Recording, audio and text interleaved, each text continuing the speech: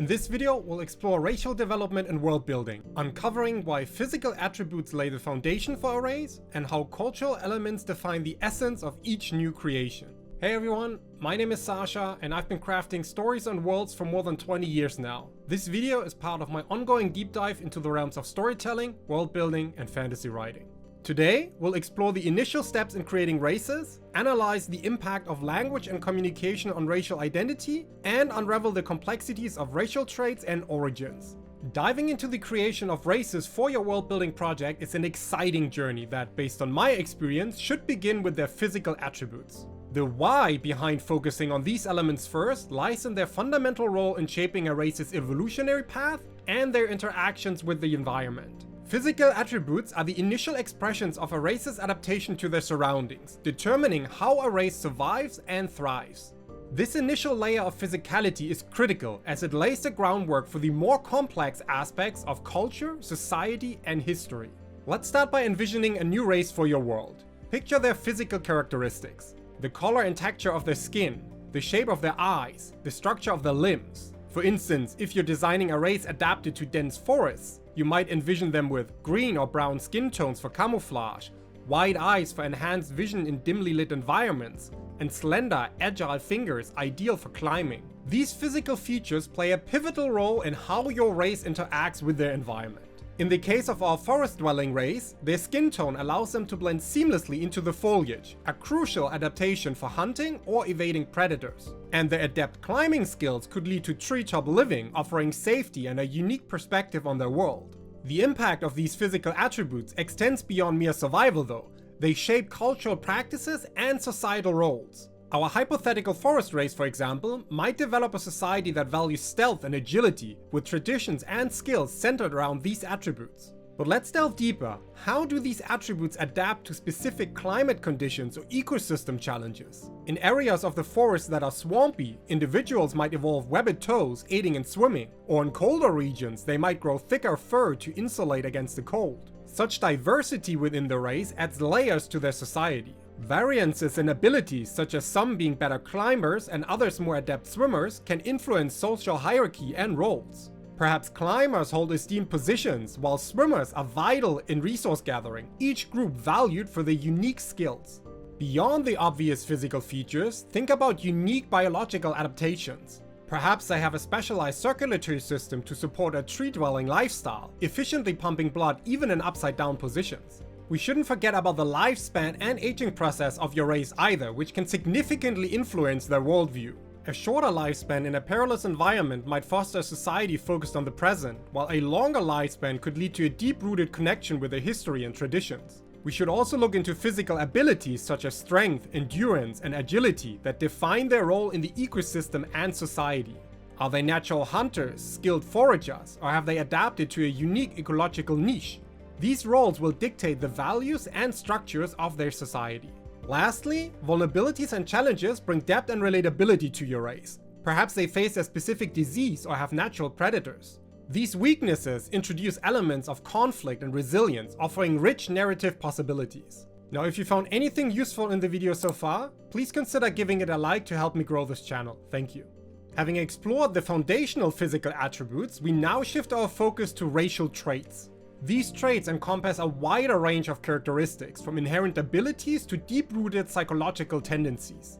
When crafting racial traits for the inhabitants of your world, it's essential to think beyond mere physical characteristics. They are deeply rooted in the race's evolutionary history and environment.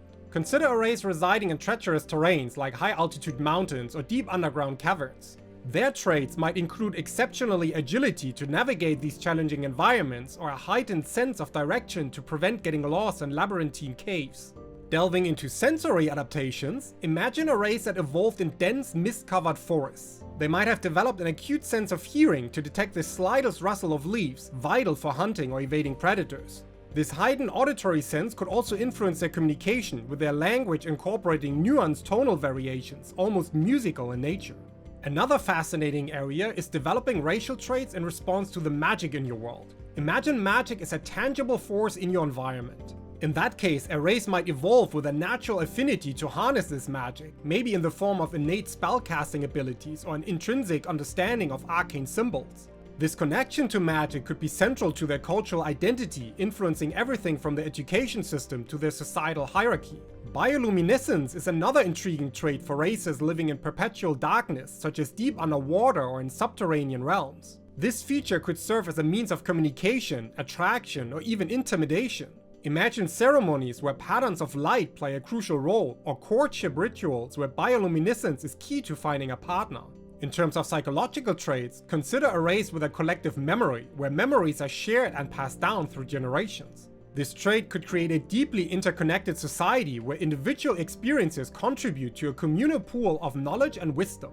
The implications for storytelling are vast, with ancestral memories playing a pivotal role in guiding or warning current generations. The key to developing compelling racial traits lies in integrating them seamlessly into the race's way of life. These traits should influence their architecture, arts, warfare, and relationships with other races. A race with natural camouflage abilities might excel in stealth tactics, influencing their hunting methods or their role in interracial conflicts. Remember, the creation of racial traits is an opportunity to add depth and uniqueness to your world. These traits should reflect the race's history and environment, provide interesting storytelling opportunities, and enhance the diversity of your world's inhabitants. Now let's move on to origins. The origin story of a race is the foundation of their identity in your world. A race's origin could be steeped in mythology. Perhaps they were carved from the world's mountains by a god of earth, explaining their affinity with stone and their exceptional strength. Or take, for example, a race of aquatic beings. Their origin story might involve evolving from creatures of the sea, which informs their current traits like webbed hands for swimming or the ability to breathe underwater. Their culture and societal structures might revolve around the sea, worshipping ocean deities and building cities beneath the waves. Or take the prior example of a forest race that is known for their swift agility. Their origin could be tied to a legend where they were blessed by a forest deity, granting them unparalleled abilities to protect their sacred home. In your world, a race's origin story can be a rich mix of legends, battles, and transformations. It could involve ancient pacts with powerful beings, cataclysmic events that force rapid evolution, or blessings and curses from the gods. These origin stories not only provide context for a race's traits, but also influence their beliefs, culture, and interactions with other races. A race formed from celestial energy, for example, might have a culture that revolves around stargazing and prophecy, while a race born from the earth might value strength, endurance, and have rituals connected to the land. After exploring the roots and origin stories that shape the identity of a race, let's turn our attention to how they express themselves. Imagine the races of your world, each with its own distinct way of communicating. This diversity in language and communication is not just a matter of different words or sounds, it's about the very essence of how these beings perceive and interact with their world and each other. For instance, consider again a race that evolved in close harmony with nature in dense ancient forests.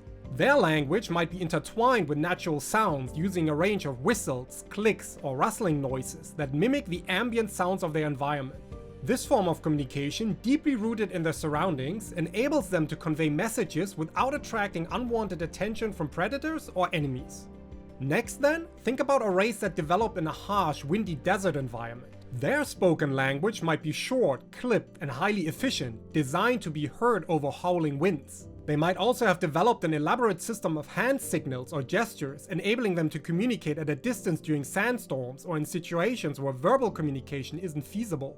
Another intriguing aspect is the development of written language. A race that dwells in underwater realms might have a script that is fluid and flowing, designed to be inscribed on soft, malleable surfaces. Alternatively, a race of beings that can manipulate fire or light might use transient glowing symbols that are drawn in the air and seen only momentarily. In a world where magic is a reality, the language itself could be imbued with magical properties. Certain phrases or words might have the power to heal, harm, or alter reality. The understanding and use of this magical language would be a crucial aspect of the race's culture and power dynamics. Now, non-verbal communication is equally important though.